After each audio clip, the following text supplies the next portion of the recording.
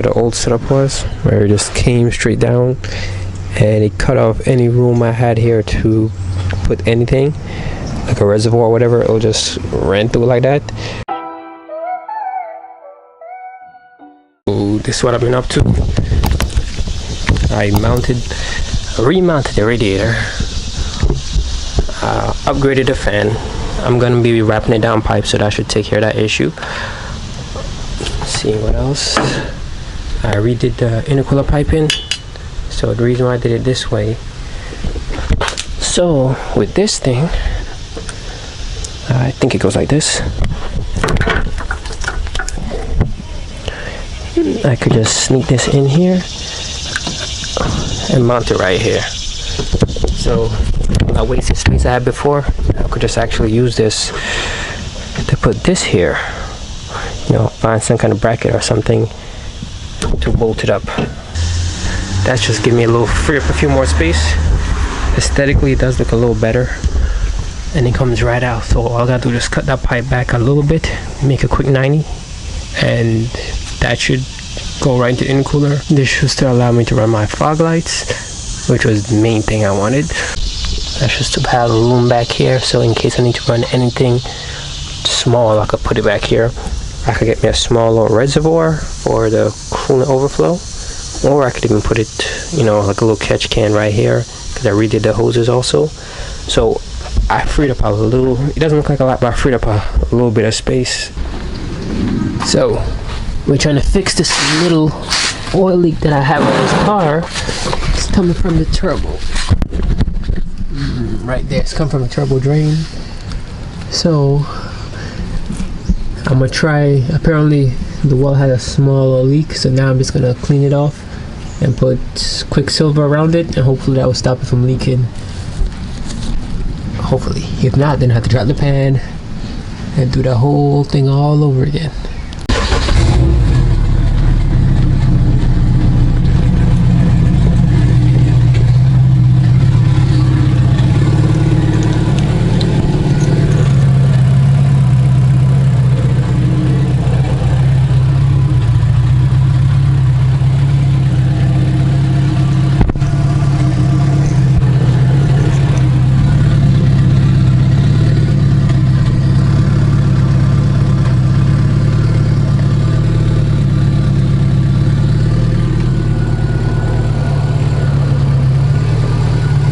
Too high.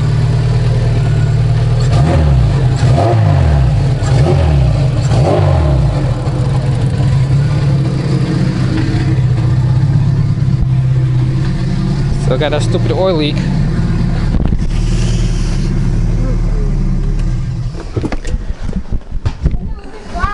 So in the effort to lower the oil pressure going towards the turbo, I picked this unit up. So I'm going to install it right now. Hopefully it reduces the pressure going to the actual gauge. So there's a new one. I decided to put it right here because it only made sense. The pressure comes in here, goes into this fit-in, and this fit-in is where the gauge is connected, so the oil pressure will read here. So did it that way. Now I'm just gonna reconnect everything. This fit-in is smaller compared to the one I have. I think the one I had originally was a 60,000. This one should be a 45,000. And here it is. So the one I'm putting on there should be a 45. This one I believe is a 60, and something like that. So we're gonna find out. Okay, so some small updates. This is the drain line for the turbo. I had a leak in the previous fitting, was leaking in between here, so I'll put a new fitting on. This is a new alternator bracket. This is the Evolution one. It's a lot more sturdy than the Innovation one. So I'm going to be installing this now, and hopefully that takes care of my little alternator issue. So this is how it looks more or less put together. Looks good compared to how it used to be. I'll see if I have an old picture I could post up so you guys can see the changes. But that's the coolant reservoir I'm going to be using, and the alternator is all the way down there it's actually a bit crooked, if you guys can probably see it. So I'm gonna just take that off, install this new one, and hopefully this solves the issue of it bending. I think that's probably why I was having issues with the alternator. So just a quick rundown. This is the difference between the two. The innovative one is a little bit more flimsier. This one over here is known to bend right here. So once we had it mounted up, the alternator was actually bending it towards the right. So it's kind of hard to tell now, but once it's bolted up with the alternator, you could definitely see it. Like this little area, so it was bending. This one's a little more beefy, sturdy. So I just took all the bolts out, and it sees everything and tightened it back up. So now I'm gonna put the alternator on, throw it in, and then bolt it up, and hopefully this gives me no issues and realign the belt the way it should be. And it seems as if it gives a lot more adjustment with the actual belt size that you can run versus this one. So now I'm just working on the downpipe.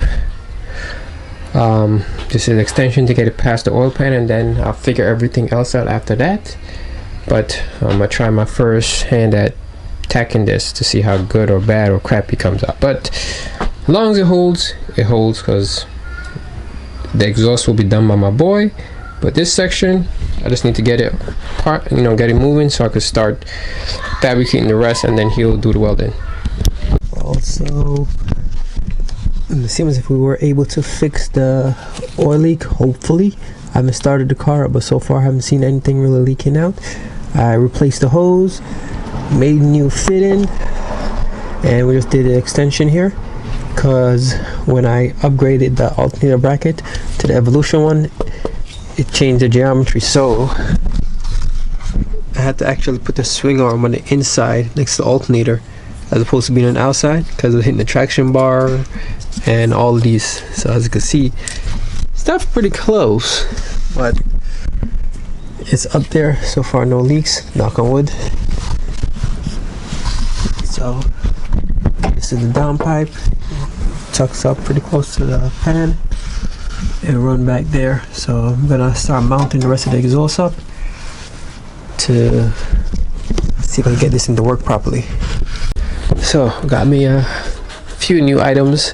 A welder. So with the welder, I was able to put this together. I was working on the exhaust right now. So I'm welding stainless steel TIG. So it's not perfect, but I just did the tacks. So my boy is gonna be cleaning this up for me, making it look a little bit better. So I'm just trying to do all the leg work.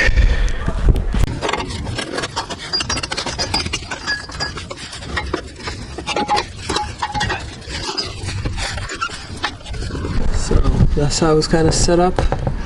I still think it may be a little bit too low, but that's honestly the best I could do with 3-inch oval. So I'm gonna attach the second section in the back and get the overall idea of how this thing's gonna look. Okay, so finally we were able to make the bracket to mount the electric power steering pump. So I'm gonna be putting it in now.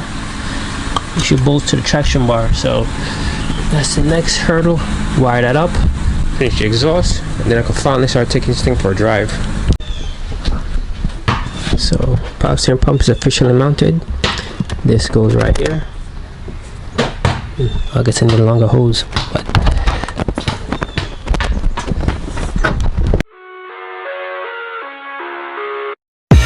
I live inside my own world of make-believe.